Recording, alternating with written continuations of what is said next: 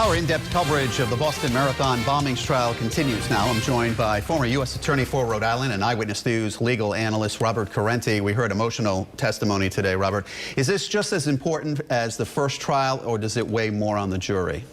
Well, in some ways, it's similar to the first trial in the sense that we're hearing a lot of evidence about the bombing itself and about how it happened, about how it was carried out, and really some gruesome testimony about the impact on the victims and the double amputee witnesses and things.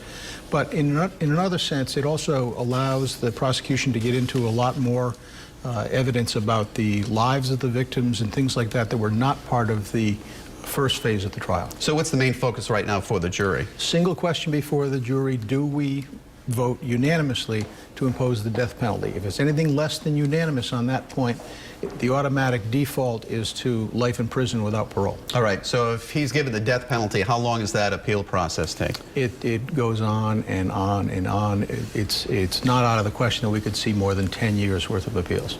We heard Jared talk about the prosecution saying he was unremorseful. What's the possibility of him taking the stand for his team to try to change that image? I think that would be a Hail Mary pass. I think that it'd be a very, very risky thing for the defense to do. The defense strategy so far has been to not cross-examine any of the witnesses that the prosecution put on today. I think they'll try to get through the evidence as quickly as possible and try to keep this short. How long do you think the whole process is going to take? I would be surprised if we went beyond the end of next week, because the court has already indicated that the defense is likely to start up next Monday. I think they'll wrap it up next week. All right. Former U.S. Attorney Robert Corrente. Robert, thank you very much. We'll see you again on Eyewitness News at 6:30 over on Fox Providence to talk about the similarities with this and other death penalty cases.